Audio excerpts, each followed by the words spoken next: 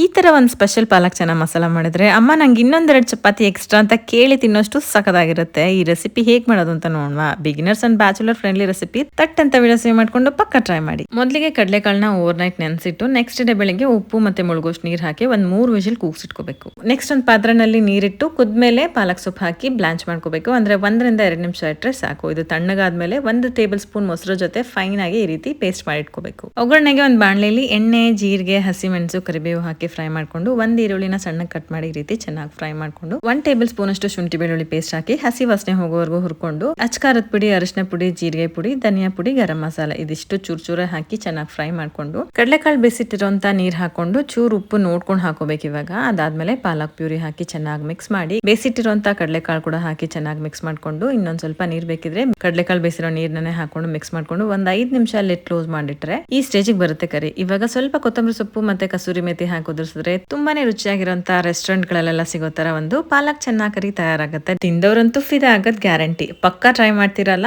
ಇನ್ನು ಹೆಚ್ಚಿನ ರೆಸಿಪೀಸ್ಗಾಗಿ follow button ಒತ್ತೋದ್ ಮರಿಬೇಡಿ.